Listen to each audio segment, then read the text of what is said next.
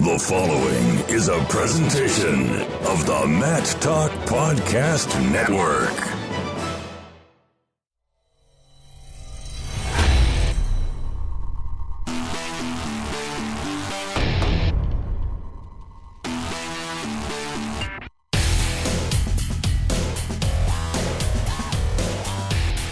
Doing a little short time here from Budapest, Hungary with Sean Bormet, head wrestling coach, University of Michigan, and multicultural exchange coordinator for the Cliff Keen Wrestling Club. He's got a guy in Greco for the United States, a guy from Slovenia in freestyle, and a guy from Lebanon in freestyle. And it would have been 4 countries, but Stevan Micic down with an injury. But what's it like trying to coordinate 4 countries in 2 different styles? Yeah, it's a lot of coordinating. Some of it's learning as you go. There's, because UWW has been changing some policies and just simple things like the registration, accommodations, and trying to be corralled all in one spot. So there's definitely some challenges, but it's a unique opportunity for some of our guys. We have I think it's kind of a rare time. We have a few different athletes that have dual citizenship, and they have some great opportunities to represent their countries, and and then. With Adam Kuhn being separated with the Greco, he comes in much later this week. So it's definitely been a lot of communication and a lot of hustling. So are you cornering every one of those guys? No, we have specific coaches that will corner the different guys. So I won't be cornering every single guy. But we're all in the backstaging room together. In the main areas, we're all together. But out in the corners, we'll have some separate coaches.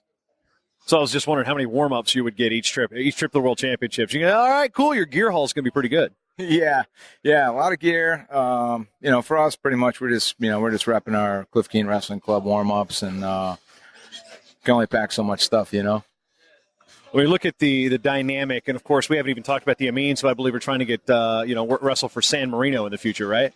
Yeah, their mother has citizenship in San Marino, and their family. They got a lot of family living there, but.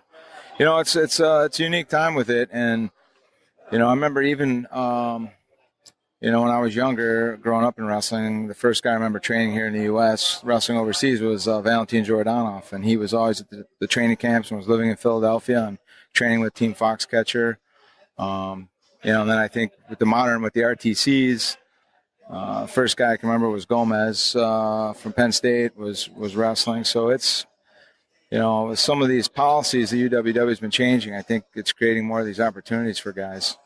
Yeah, we say this as Jordan Burroughs is working out right next to us, and one mat over is Frank Chamizo. He spent some time training with the NYC RTC, which actually, had raised some, people started, the outrage of it. But you've had international guys in that Cliff Keen room for a number of years now. Even when Andy was there was a prevalence of hey, come here and train. You can represent Slovenia. Bebeto Yewa was at Minnesota. He was representing Cameroon. So it's nothing new to you. Right. No. And even like when I first went back to Michigan, we had Matt Gentry with us who, he wrestled at Stanford, but he was on the Olympic team for Canada and was training with us. We're pretty close to Toronto. So some of the Canadians will come down and, it's like anything else. You're trying to create opportunities to enhance the environment you have at your university with the club and with the RTC, and you're trying to get the best resources and the best training partners, and it's very competitive right now. So, it's not new. It's just I think some of the stuff's growing a little bit. We still have a room full of guys that have aspirations to wrestle for the U.S. team and make U.S. teams, and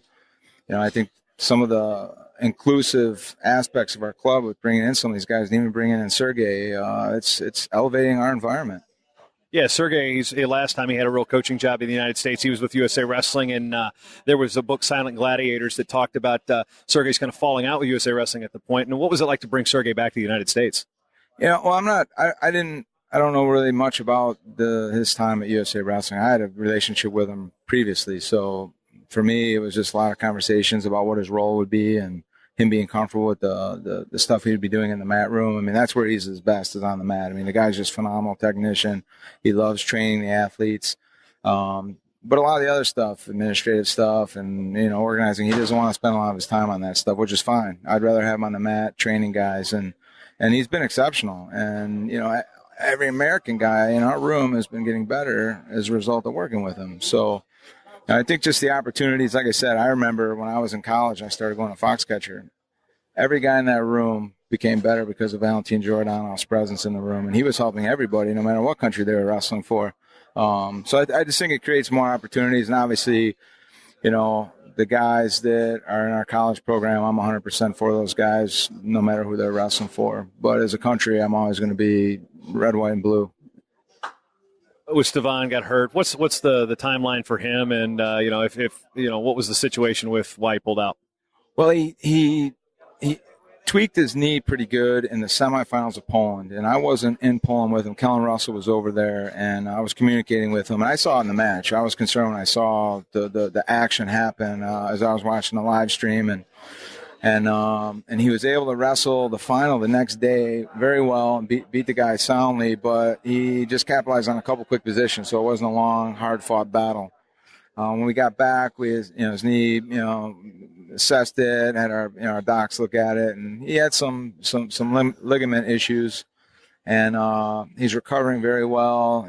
He's progressing very well. It's just the timing just wasn't there, And if all he was doing was competing at the senior level, he probably could have taken the risk and come to this competition. But he's too competitive. We got a whole college season behind this tournament. It's very late this year, so just timing wise, it just wasn't going to be stable enough. But we'll get him back this semester, and he's doing really well. Obviously, a major disappointment for him because he was really progressing very well.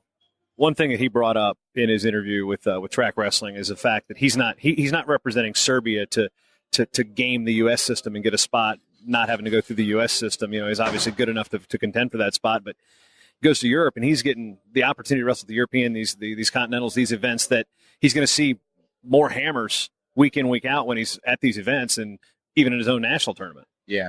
No, it's a great opportunity. He gets to compete European championships every year, European games when they have them.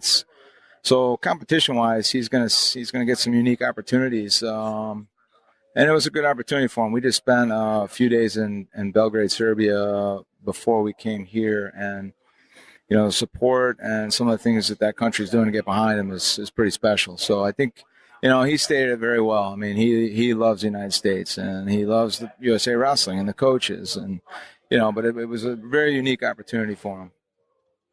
As we look forward to the college season, of course, they look at the weight class, they do the numbers. It's the same day weigh-in. Where's the chatter him in 25? Yeah, I don't know. I think he's week in, week out. I think he's better suited at 133. I think that's a better college weight for him.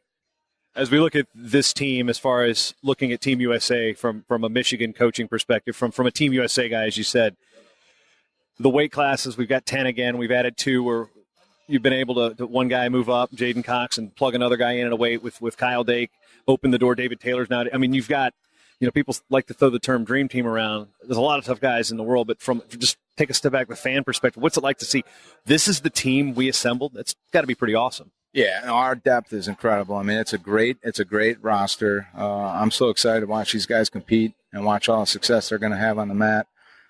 I've been familiar with a lot of these guys since they were little, so seeing David get his opportunity and Kyle, it's a tremendous lineup.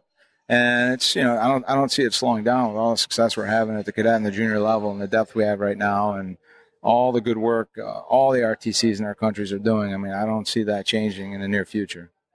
This is the 5-year anniversary of the first World Championship since wrestling was brought back into the Olympic fray. Budapest was the host, and it kind of fitting 5 years later. And freestyle wrestling, had some great rules in the 80s and 90s before they changed things up in mid 2000s, but 5 years, and we haven't really had any significant freestyle rule changes. This has been good for wrestling. Yeah, it's been great. The new rules are so much better. It's more enjoyable to watch, more points being scored. I think you're getting a true winner, of the match, because it breaks down over the course of 6 minutes of hard wrestling, and the guys are being forced to wrestle and attack. So I really like the rules where they're at right now. You touched on the Worlds being late this year. They go back to a more traditional calendar next year in Astana, but how has that impacted the way you've got to coach now, and you're going into your first full year as a head coach at Michigan and then training guys that normally, you're talking August and then we can get ready for preseason September. Now we're into, your practices have started. How has this affected you as a coach?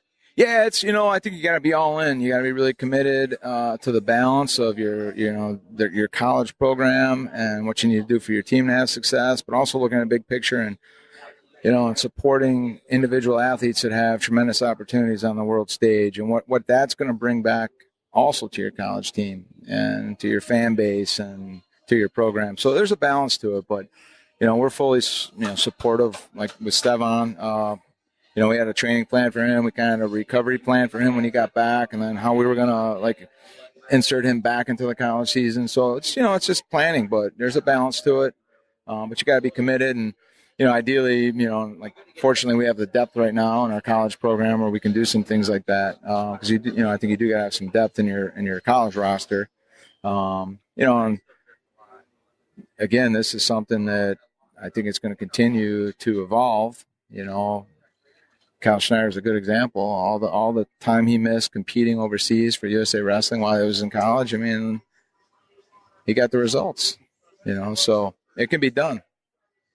In terms of the same-day weigh-ins, how much do you think that helps us as a country? Obviously, we've been doing it for forever. Well, mainly the last 20 years in college, but, these kids are going through having never to do the day before weigh-in, then they, until they get to the international level, now they're doing the same thing they did in college.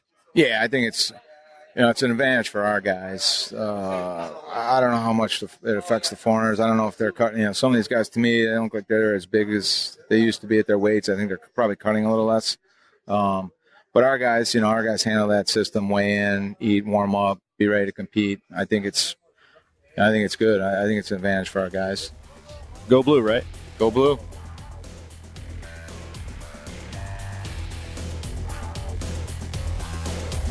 The Short Time Wrestling Podcast is proudly outfitted by Compound Clothing. Shirts, singlets, custom gear orders, everything you need. Call up Cliff and the crew at cmpteamwear.com. First time listening? Well, you can change that by going to MattTalkOnline.com/GetShortTime to subscribe on Apple Podcasts or listen on your favorite podcatcher at MattTalkOnline.com/listen. This show is part of the Matt Talk Podcast Network. For more wrestling podcasts, head over to MattTalkOnline.com.